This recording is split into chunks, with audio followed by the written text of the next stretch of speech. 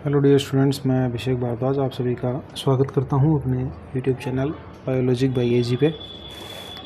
आज अब जो अपना टॉपिक है वो है बीज, जिसमें अपन बीज के प्रकार की बात करेंगे, बीज प्रसुप्ति या बीज प्रसुप्तता की बात करेंगे, पौधों में कितनी संख्या में बीज बनते हैं उसके बारे में चर्चा करेंगे, बीजों का लाइफ स्पान या लाइफ टाइम पीरियड या बीज में उपस्थित जो भ्रूण है उसकी सक्रियता या वाइबिलिटी या जीवन क्षमता कितनी हो सकती है, मिनिमम मैक्सिमम, उसके बारे में बात करेंगे।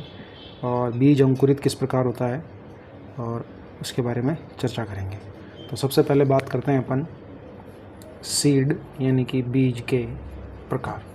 लास्ट वीडियो में अपन ने बीज के निर्माण की प्रक्रिया पढ़ी थी, जिसमें आपको बताया गया था कि जो बीजांड है उसके विभिन्न भाग बीज के अलग अलग भागों का क्या करते हैं, निर्माण करते हैं।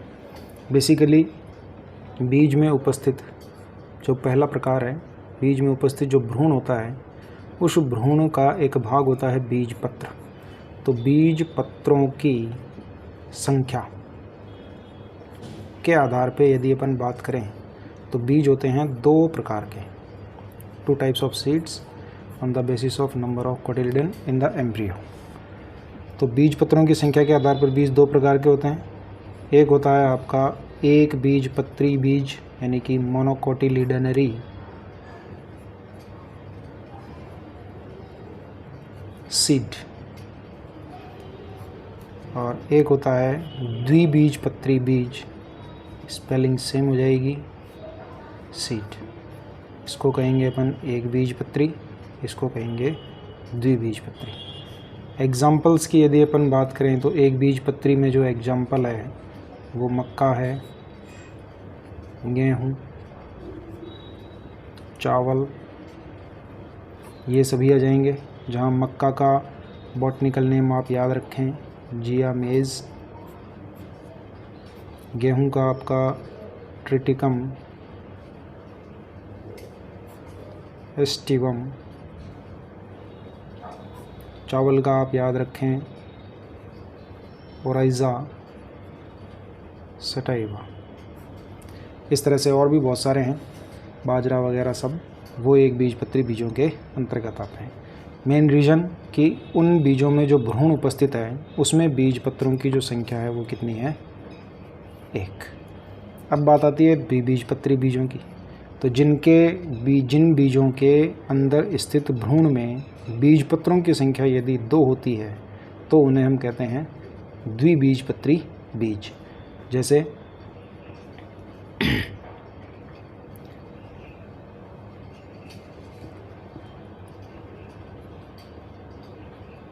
चना, मटर, इसके अलावा जितनी भी दालें हैं, फॉर एग्ज़ाम्पल अरहर की अपन दाल ले सकते हैं, ये सभी जो भी पादप हैं, मूंगफली, ये जितने भी इस तरह के जो पौधे हैं वो सभी द्विबीजपत्री के अंतर्गत आते हैं। और द्विबीजपत्रियों की यदि अपन बात करें तो चने का जैसे बॉटनिकल जो नेम है वो है साइसर एरिटिनम। मटर की यदि अपन बात करें तो कॉमन नेम है, सभी जानते हैं अपन, पाइसम सटाइवम। अरहर कैजेनस कजान।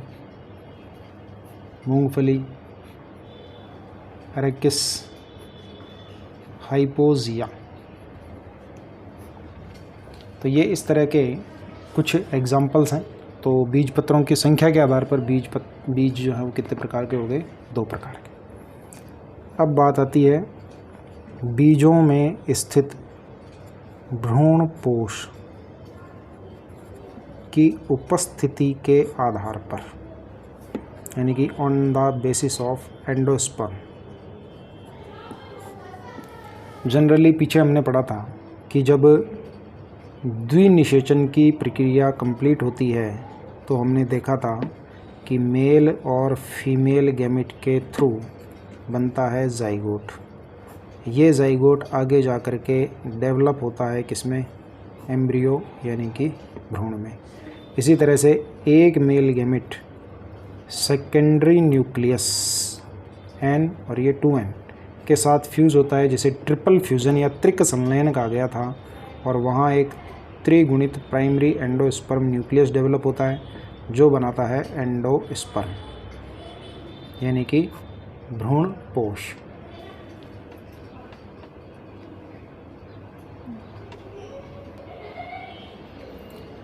तो होता क्या है, हमने पढ़ा था कि जाइगोट से एम्ब्रियो के डेवलपमेंट के दौरान ये एंडोस्पर्म इसको डेवलपिंग एम्ब्रियो को न्यूट्रिशन यानी कि क्या प्रदान करता है, पोषण।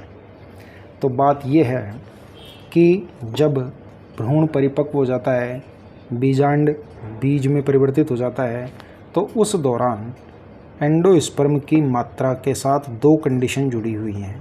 या तो वो संपूर्ण कंप्लीटली क्या कर लिया जाता है, उपयोग में ले लिया जाता है, या फिर पूरा उपयोग में नहीं लिया जाता। अगर वो पूरा उपयोग में ले लिया जाता है तो उसकी मात्रा शेष नहीं बचती, यानी कि बचा हुआ एंडोस्पर्म यहाँ पर क्या होता है, एब्सेंट। और यदि पूरा काम में नहीं लिया जाता है तो ऐसी स्थिति में भ्रूणपोष की कुछ मात्रा बीज में क्या होती है, उपस्थित। तो जब भ्रूणपोष की मात्रा एब्सेंट होती है तो उन्हें कहा जाता है नॉन एंडोस्पर्मिक सीड, जिन्हें आप हिंदी में लिख सकते हो अभ्रूणपोषी बीज। और यदि उपस्थित होता है तो उन्हें हम कहेंगे एंडोस्पर्मिक सीड, यानी कि हिंदी में अपन याद कर सकते हैं भ्रूणपोषी बीज। इन्हें एल्ब्यूमिनस और नॉन एल्ब्यूमिनस के नाम से भी जाना जा सकता है।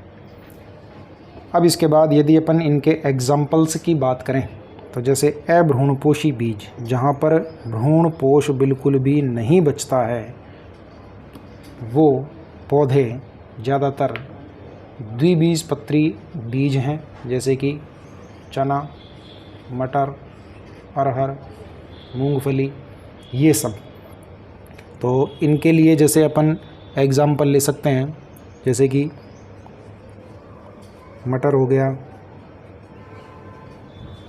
मूंगफली हो गया। उसका मेन रीज़न क्या है कि यहाँ नॉन एंडोस्पर्मिक सीड्स में जो फूड मटेरियल है वो इनके बीज पत्रों में संचित रहता है। इसीलिए जो द्विबीजपत्री जो बीज हैं, उनके जो बीज पत्र हैं वो काफ़ी मोटे, मांसल और कैसे होते हैं, फूले हुए होते हैं। और इन बीजों में भ्रूणपोष की मात्रा अनुपस्थित होती है। अब बात आती है, सॉरी ये हाँ ओके, एंडोस्पर्मिक सीड की। एंडोस्पर्मिक सीड्स के यदि अपन एग्ज़ाम्पल लें तो यहाँ पर ज़्यादातर एक बीजपत्री बीज आएंगे। मक्का है, गेहूँ है, चावल है। मक्का का अपन ने एक बीजपत्री भ्रूण के दौरान जब स्ट्रक्चर पढ़ी थी तो कुछ इस तरह से अपन ने चित्र भी बनाया था, जिसमें एपिथीलियल और एंडोथीलियल जो सेल्स हैं एपिडर्मल टाइप की, एल्यूरोन लेयर से घिरा हुआ, यहाँ पूरा कंप्लीट क्या पाया जाता है, एंडोस्पर्म पाया जाता है। और यहाँ नीचे रहता है भ्रूण। इसमें एक ही बीजपत्र इस प्रकार से ढाल नुमा, जिसको हमने क्या नाम दिया था, स्कूटेलम के रूप में यहाँ पर उपस्थित होता है।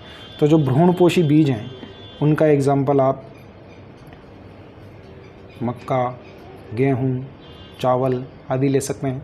बेसिकली यहाँ जो मक्का या गेहूँ या जो चावल हैं, जो दाने होते हैं इनके, वो एक्चुअल में फ्रूट हैं जिसके अंदर बीज होता है। तो यहाँ पर क्या है कि बीज, चोल और अंडाशय की जो भित्ति है उनको अपन सेपरेट नहीं कर सकते, यानी कि अलग नहीं कर सकते, इसलिए इसको कहा जाता है कैरियोप्सिस।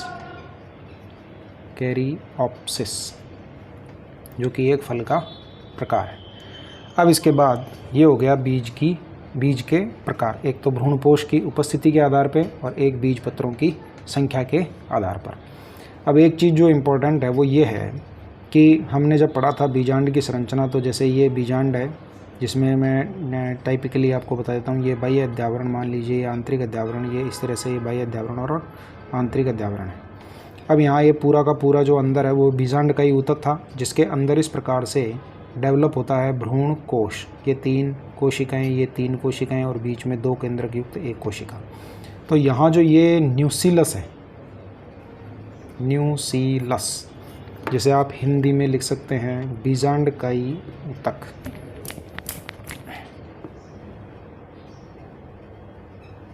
बीजांडकायी ऊतक, ये जो बीजांडकायी ऊतक है, कुछ पादपों के बीजों के निर्माण के समय ये भी शेष बचा रह जाता है, यानी कि ये भी उपस्थित होता है। तो बीज निर्माण के समय ये जो बीजांडकायी ऊतक है ये बनाता है परिभ्रूणपोष। क्या बनाता है? परिभ्रूणपोष, जिसे आप इंग्लिश में पेरिस्पर्म भी कह सकते हैं। अब ऐसे जो बीज हैं जिनमें न्यूसिलर टिश्यू भी उपस्थित हो, जिसे परिभ्रूणपोष कहा जा रहा है, तो वो जो बीज हैं वो कहलाते हैं परिभ्रूणपोषी बीज। परिभ्रूणपोषी बीज। और इनके लिए सबसे अच्छा जो एग्जाम्पल है परिभ्रूणपोषी बीज के लिए, तो एक तो है आपका ब्लैक पेपर यानी कि काली मिर्च, इसका वैज्ञानिक नाम आप याद रखें पाइपर नाइग्रम। दूसरा जो एग्जाम्पल है वो आप ले सकते हैं चुकंदर, परिभ्रूणपोषी बीज का चुकंदर, इसका वैज्ञानिक नाम आप याद रखें बीटा वल्गैरिस। Beta vulgaris. तो ये हो गए आपके बीज के प्रकार, एक बीजपत्री बीज, द्विबीजपत्री बीज, भ्रूणपोषी बीज, अभ्रूणपोषी बीज, इसके अलावा परिभ्रूणपोषी बीज जो कि न्यूसिलस यानी कि बीजांडकायी ऊतक के द्वारा बनाया जाता है। अब इसके बाद यदि अपन चर्चा करें तो बीजों के प्रकार के बाद आता है बीज की प्रसुप्ति। तो बीज प्रसुप्ति क्या है? छोटा सा टॉपिक है, ज़्यादा कोई विशेष समझने वाली ज़्यादा इसमें कोई बात नहीं है। हमने पढ़ा कि जब निषेचन क्रिया के पश्चात बीजांड में परिपक्व भ्रूण, जिसे हम कह सकते हैं परिपक्व भ्रूण जब डेवलप हो जाता है तो उसके बाद बीजांड और ये भ्रूण दोनों मिलकर निर्मित करते हैं क्या? बीज। अब यहाँ क्या होता है, हमने देखा था कि बीजांड के बाह्य और आंतरिक अध्यावरण मिलकर के कंप्लीट बीज चोल या बीजावरण का क्या कर देते हैं? निर्माण। जहाँ ये बनाता है टेस्टा जो कि बाह्य बीज चोल कहलाता है, ये बनाता है टैगमैन जो कि आंतरिक बीज चोल कहलाता है। तो ये बीज चोल जो है वो काफ़ी दृढ़ोत्तकी और स्क्लेरेनकाइमेटस टाइप का होता है जो जलरोधी वायुरोधी होता है, लेकिन फिर भी माइक्रोपाइल वाली जगह, माइक्रोपाइल जिसे हम बीजांड द्वार कहते हैं, वहाँ बीज द्वार का फॉर्मेशन होता है जिसके थ्रू थोड़ी बहुत मात्रा में जल है, वायु है या नमी जिसे हम कह सकते हैं ऑक्सीजन वगैरह O2, ये उसके लिए अवेलेबल होती है। लेकिन बीज द्वार पर भी धीरे धीरे कवरिंग आने की वजह से इन सभी चीज़ों की कमी होती जाती है और जो बीज है वो धीरे धीरे क्या होता जाता है? शुष्क होता जाता है, क्योंकि जब जल की कमी हो जाएगी तो बीज कैसा हो जाएगा? शुष्क हो जाएगा। साथ ही साथ जल की कमी की वजह से भ्रूण की मेटाबॉलिक जो प्रोसेसेस हैं या जिन्हें हम कह सकते हैं उपापचयी क्रियाएं वो धीरे धीरे काफ़ी स्लो या मंद, जिसे हम कह सकते हैं लगभग बंद के कगार पर पहुंच जाती हैं। और ऐसी स्थिति जब किसी बीज में शो की जाती है, किसके द्वारा? भ्रूण के द्वारा, तो हम ये कहते हैं कि वो जो बीज है वो चला गया है किसमें? डॉर्मेंट पीरियड में, यानी कि जिसे हम कह सकते हैं प्रसुप्त अवस्था। अब ये जो प्रसुप्त अवस्था है ये तब तक बनी रहती है जब तक कि भ्रूण अपने आप को अंकुरण के लिए पूरी तरह परिपक्व नहीं कर लेता। हाँ, किसी भी बीज की प्रसुप्त अवस्था को हम चाहें जब उसको भंग कर सकते हैं, जिसके लिए उत्तरदायी जो हार्मोन है वो सबसे इम्पॉर्टेंट वो होता है जिब्रेलिन, जो कि बीज प्रसुप्तता को भंग करने का कार्य करता है।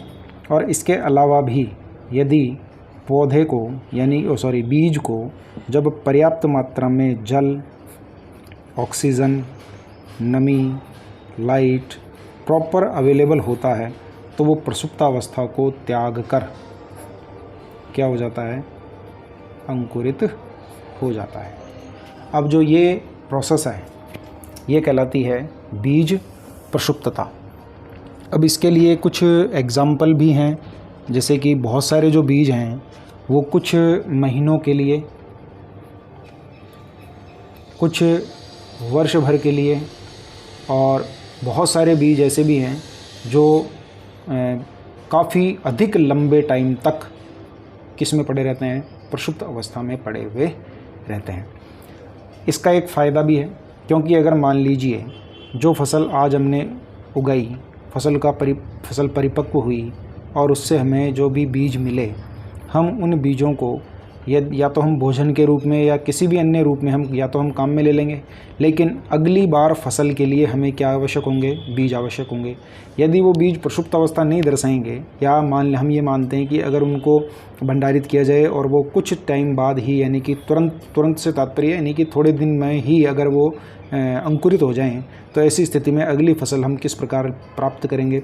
तो बीज प्रसुप्तता एक बहुत ही महत्वपूर्ण लक्षण है, बीजों के द्वारा दर्शाया जाता है, और इसी की वजह से ही हम बीजों का भंडारण कर सकते हैं, यानी कि उनको संचित करके रख सकते हैं, ताकि हम उनसे आगे जा कर के नई फसल भी प्राप्त कर सकें। तो ये तो थी बीज प्रसुप्तता। अब बीज प्रसुप्तता के बाद प्रकार अपना हो गया, प्रसुप्तावस्था हो गई। अब बात करते हैं संख्या की। तो जनरली हमने पढ़ा है कि एक जो प्रारूपिक पुष्प होता है, यानी कि मैं यहाँ लिख देता हूँ, एक प्रारूपिक द्विलिंगी या एक लिंगी जो भी पुष्प है, अपन द्विलिंगी की बात कर लेते हैं। द्विलिंगी जो पुष्प है उसकी यदि अपन बात करें तो सामान्यतः उसमें बाह्य दलों की संख्या, दलों की संख्या, पुंबंग की संख्या, इनकी संख्या खूब सारी काफ़ी अधिक जिसे हम कह सकते हैं होती है। लेकिन यदि हम बात करें वहाँ अंडाशय की, तो जनरली अंडाशय एक ही होता है, लेकिन उस अंडाशय में बीजांडों की संख्या ये प्रत्येक पादप के द्वारा अधिकतम शो की जाती है। वो इसलिए क्योंकि प्रत्येक पादप चाहेगा कि उसके अधिकतम बीज बने, ताकि आने वाले समय में उसकी जाति का जो अस्तित्व है वो आसानी से बना रहे, यानी कि मैक्सिमम पौधे वो अपने तैयार कर सके। तो सामान्य रूप से पीछे अपन ने पढ़ा है कि निषेचन के बाद जो बीजांड हैं वही क्या बनाते हैं, बीज बनाते हैं। तो बहुत सारे पौधे, और जो अंडाशय है वो क्या बनाता है, फल बनाता है। तो हम अलग अलग फलों को जब देखते हैं तो किसी में केवल एक ही बीज निकलता है, किसी में 2, किसी में 4 या 5 तक निकलते हैं। लेकिन बहुत सारे पौधे ऐसे भी हैं जिनमें हज़ारों की संख्या में बीज पाए जाते हैं। जैसे कि यदि अपन इनके कुछ एक आधा अगर अपन एग्ज़ाम्पल लें, तो फॉर एग्ज़ाम्पल जैसे एक है अपने NCERT के अकॉर्डिंग एक पौधा है अंजीर, फिग ट्री बोलते हैं इसको, अंजीर। इसका एक बड़ा काफ़ी अच्छा लंबा चौड़ा वृक्ष होता है। इसके यदि हम फल की बात करें तो उसमें बहुत सारी मात्रा में बहुत ही छोटे छोटे आकार के अत्यधिक संख्या में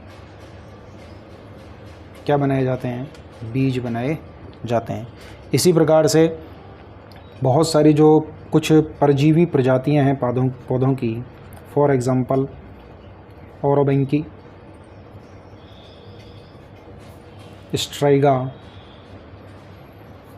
इनमें भी अत्यधिक संख्या में क्या पाए जाते हैं, बीज पाए जाते हैं। तो संख्या यदि हम देखें तो वो बीजांडों के नंबर पर डिपेंड करती है, क्योंकि जितने ज़्यादा बीजांड होंगे उतनी ही ज़्यादा संख्या में क्या बनेंगे, बीज बनेंगे। लेकिन अब जैसे यदि अपन बात करें आम की, तो उसमें एक ही बीज होता है, नारियल की उसमें भी एक ही बीज होता है, लेकिन यदि हम देखें अमरूद तो उसमें खूब सारे बीज होते हैं, नींबू में भी 8-10 बीज होते हैं। तो अलग अलग पौधों में बीजों की जो संख्या है वो अलग अलग होती है। लेकिन ये कुछ स्पेसिफिक केस हैं, जैसे कि अंजीर हुआ, कुछ परजीवी पौधों की प्रजातियाँ हैं जैसे कि ओराबैंकी है, स्ट्राइगा है, इनमें 2, 5, 10, 15, 20 नहीं, हज़ारों की संख्या में क्या पाए जाते हैं, थाउजेंड्स नंबर ऑफ सीड्स, यानी कि हज़ारों की संख्या में क्या देखने को मिलते हैं, बीज देखने को मिलते हैं। और ये जो है वो हर एक पादप का अपना अपना एक विशेष करैक्टर होता है। बीजों की संख्या के बाद बात आती है बीजों की जीवन क्षमता, यानी कि कोई भी जो बीज है वो कितने टाइम तक जीवित रहेगा।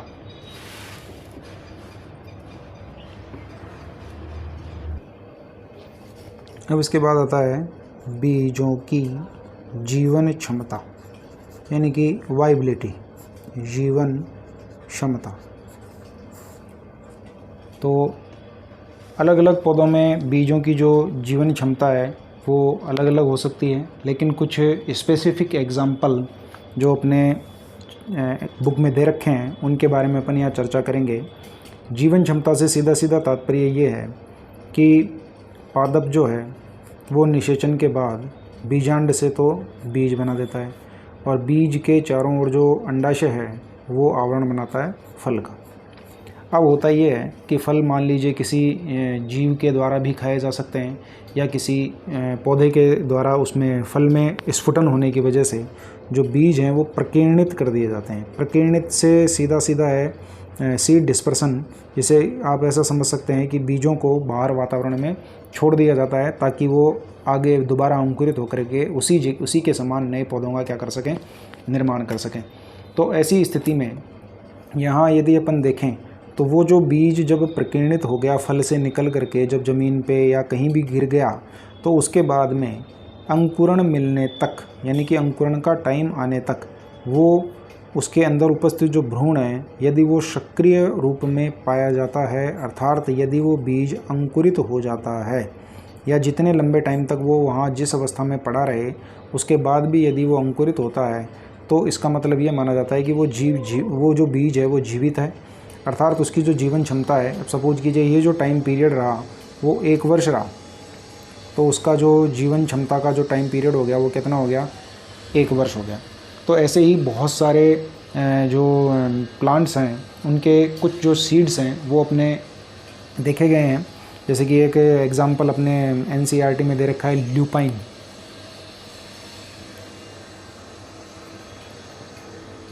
ल्यूपाइन बॉटनिकल नेम जो इसका बुक में अपने दे रखा है वो है ल्यूपिन आर्कटिकस। ल्यूपिन आर्कटिकस, इसका जो बीज है, यानी कि ल्यूपिन आर्कटिकस का जो बीज है वो आर्कटिक टुंड्रा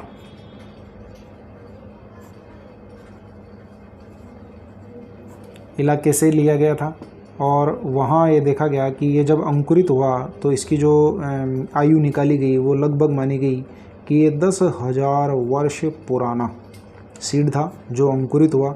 तो इसका मतलब कि ये बीज 10,000 वर्ष तक जीवित रहा, तो इसकी जो जीवन क्षमता है वो अभी तक सबसे अधिक मानी गई है।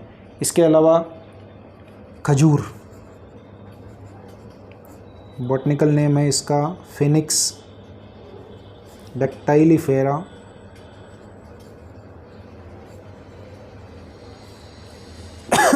इसका भी एक बीज जो कि लगभग 2000 वर्ष पुराना प्राप्त किया गया है, और ये भी जीवित बीज के रूप में प्राप्त किया गया है। ख़ास बात यह है कि इसका इसकी जो खोज है वो एक मृत सागर ने बुक में दिया हुआ है। मृत सागर के पास कोई किंग हेराल्ड उसके महल की पुरातात्विक खुदाई के दौरान ये खजूर का बीज मिला था, जिसकी आयु 2000 वर्ष मानी गई है। अब इसके बाद आता है बीज अंकुरण। बीज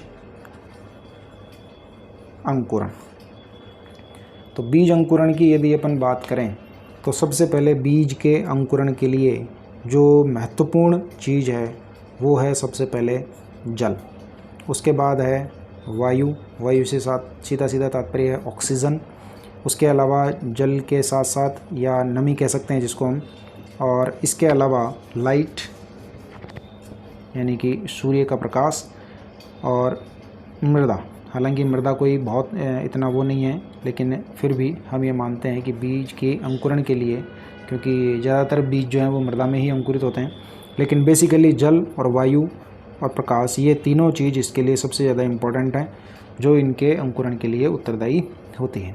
एक्चुअल में क्या होता है कि 11th क्लास में आपने एक प्रक्रिया पढ़ी होगी, अंतःचूषण,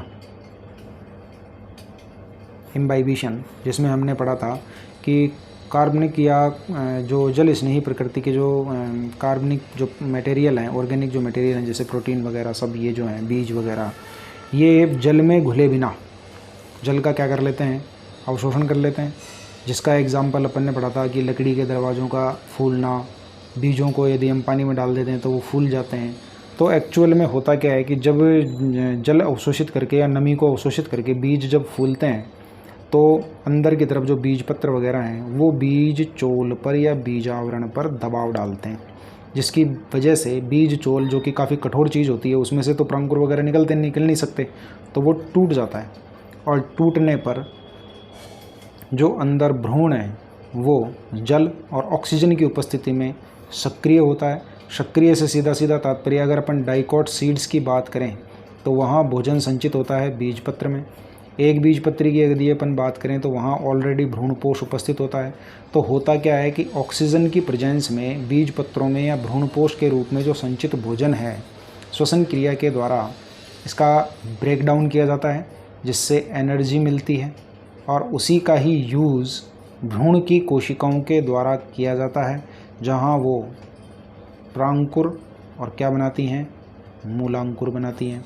और इस प्रकार एक बीज का अंकुरण होता है, जिसके फलस्वरूप एक नवोद्भिद या नया पादप जिसे हम कह सकते हैं, उसका विकास किया जाता है। अब यदि आपने देखा होगा कि बहुत सारे बीज जब अंकुरित होते हैं तो जो बीज पत्र है वो ज़मीन से बाहर आ जाता है। जैसे ये तो है मूलांकुर, और ये है इस तरह से प्रांकुर। तो जो बीज पत्र हैं वो ज़मीन से बाहर आ जाते हैं, और कुछ में जो बीज पत्र हैं वो ज़मीन के अंदर ही रहते हैं। जहाँ पे ये मूलांकुर निकल गया, ये बीज पत्र हैं, और सीधे ही बाहर क्या निकलते हैं, प्रांकुर निकलते हैं। तो ऐसी स्थिति में दो कंडीशन है, जब बीज पत्र ज़मीन से नीचे रहें और बीज पत्र ज़मीन से कहाँ आ जाएं, बाहर आ जाएं। डाइकॉट सीड के अगर अपन कंसर्न में ज़्यादा बात करें तो ज़्यादा बेटर होगा। जैसे कि इमली का बीज आपने अंकुरित होते हुए देखा होगा, चने का बीज आपने अंकुरित होते हुए देखा होगा। तो कुछ में तो ये ऊपर बाहर की ओर निकल जाते हैं ग्रीन कलर की मोटी मासल संरचनाओं के रूप में, कुछ में ज़मीन के अंदर ही रहते हैं, जहाँ से प्रांकुर और मूलांकुर वगैरह सब ये बाहर निकलते हैं। तो यदि ज़मीन से बाहर आते हैं तो उसको कहा जाता है एपिगियल जर्मिनेशन, जिसे आप लिख सकते हो ऊपरी भूमिक बीजांकुरण। और यदि ज़मीन के नीचे रहते हैं तब उसके हम कहेंगे हाइपोगियल अधोभूमिक बीजांकुरण।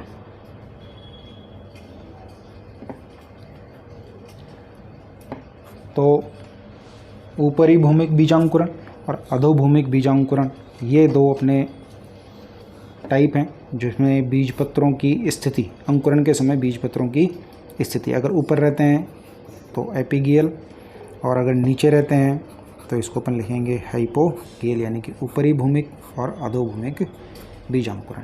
तो ये अपना सेकंड चैप्टर में सीड से रिलेटेड पूरा कंप्लीट होता है, जिसमें अपन ने प्रकार, इसके अलावा जो आपका बीज प्रसुप्ति, संख्या, अलग अलग पौधों में अलग अलग संख्या में बीज बनते हैं, उनकी जीवन क्षमता के कुछ विशिष्ट उदाहरण अपने सिलेबस में दिए हुए, उनके बारे में बात की, और बीजांकुरण के बारे में बात की। नेक्स्ट वीडियो में अपन बात करेंगे फल निर्माण। फल एक तो पढ़ेंगे निर्माण, और एक पढ़ेंगे फल के प्रकार। तो बने रहिए मेरे साथ। Thank you.